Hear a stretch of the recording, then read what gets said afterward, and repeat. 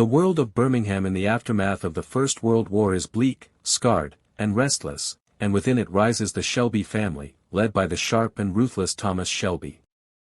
Returning from the trenches, Tommy carries not only the physical marks of war but also the psychological weight of trauma, which he channels into ambition. The Shelby brothers, Arthur, John, and Tommy, along with their Aunt Polly, build a name for themselves as the Peaky Blinders, a gang that sews razor blades into their caps and controls betting operations in Small Heath. From the earliest moments, Tommy proves to be a master strategist, moving the family business beyond street-level crime. Their ambition brings them into conflict with local police, the IRA, communist agitators, and rival gangs.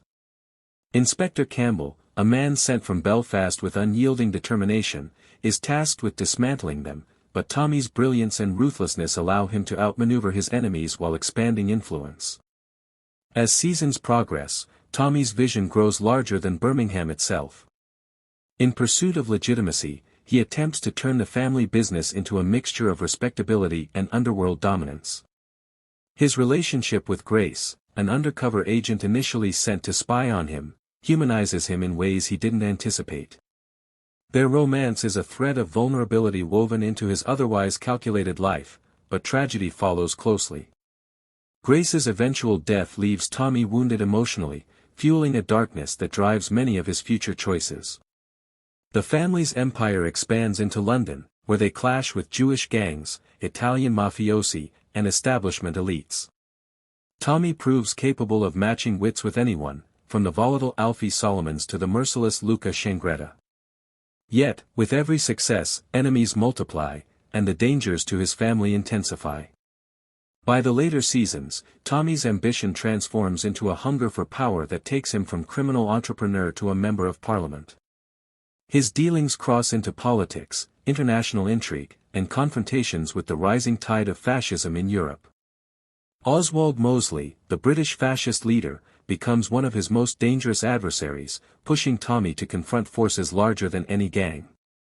Family tensions deepen as Arthur struggles with violence and addiction, Polly grapples with her role as matriarch, and betrayals test the bonds that hold them together. Tommy's pursuit of control brings him wealth and power, but also unbearable personal losses, from Grace to family members lost in vendettas. Haunted by visions and memories of war, weighed down by blood on his hands, he walks the line between brilliance and madness. The story of Peaky Blinders is one of ambition, power, and tragedy. At its core, it is about a man who sought to rise from the ashes of war and poverty to shape his own destiny, dragging his family with him into both glory and ruin. The industrial smoke of Birmingham, the blood stain. Tommy Shelby had always been a man whose mind stretched further than the smoky streets of Birmingham, and once he consolidated control over Small Heath, he began looking outward, knowing that real power lay not only in controlling his neighborhood but in mastering the larger stage. His brothers, Arthur and John, were loyal but impulsive, capable of violence yet often lacking the clarity of vision that Tommy carried like a weapon sharper than any blade. Aunt Polly provided wisdom and caution, balancing Tommy's cold ambition with maternal instinct, but even she sometimes found herself swept into the current of his relentless drive.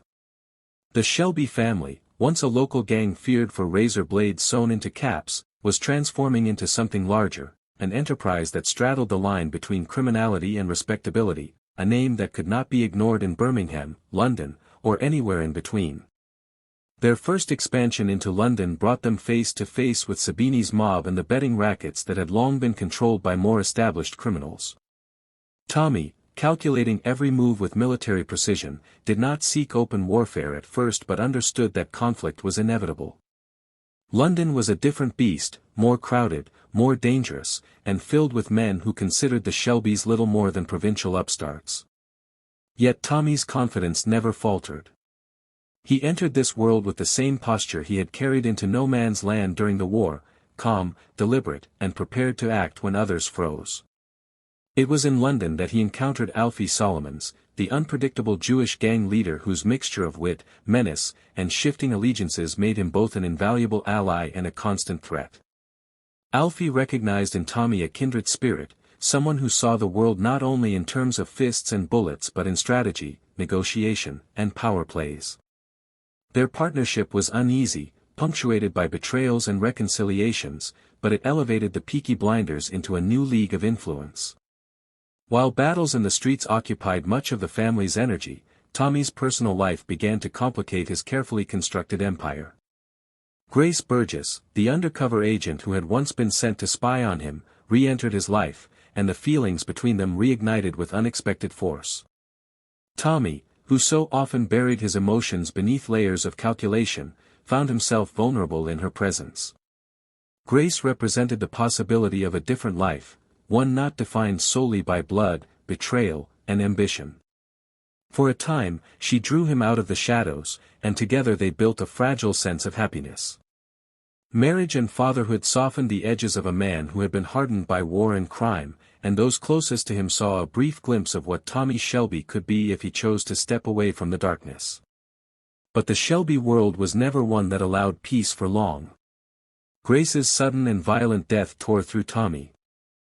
When Tommy Shelby stepped into the world of politics, it was not because he believed in the system or the promises of Parliament but because he understood that real power was moving in those circles, shaping destinies far beyond Birmingham or even London. He had already mastered the language of the streets, of guns and razors, of alliances struck in dark rooms and debts paid in blood. Now he began to master the language of politicians, men who carried themselves with superiority but whose corruption was no less than that of the gangsters they looked down upon. In the House of Commons, Tommy sat in tailored suits, his voice calm and persuasive, his mind calculating every angle. To the world, he appeared to be a man who had risen above his criminal past, a self-made industrialist who could be admired. But beneath the surface, he remained the same Tommy Shelby, using politics as yet another battlefield, where the weapons were speeches and contracts instead of blades and bullets. It was in this realm that he crossed paths with Oswald Mosley, the rising star of British fascism. Mosley was charismatic, dangerous, and utterly convinced of his destiny. In him, Tommy saw a reflection of his own ambition, twisted into something even more ruthless. Mosley sought to reshape Britain, to draw it into the tides of fascism sweeping across Europe, and he saw in Tommy a man of power who could be useful.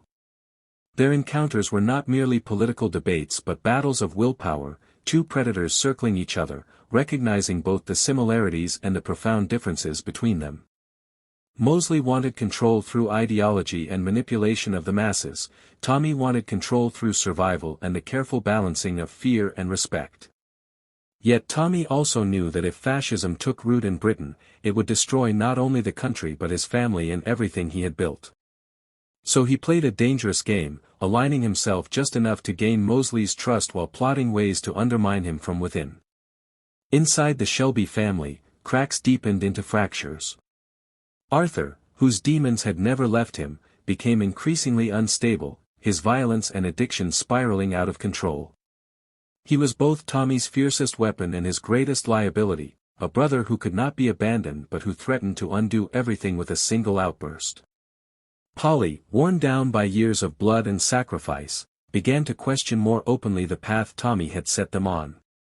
Her wisdom remained invaluable, but even she could see that the boy she had once guided was now a man whose ambition devoured everything in its path. Michael, eager to prove himself as more than Polly's son, sought to modernize the business, to shift from the smoky clubs and street deals into a slicker, more Americanized vision of organized crime. His ambitions clashed with Tommy's control, setting off a generational conflict that would fester and grow into outright betrayal. As Tommy juggled these internal,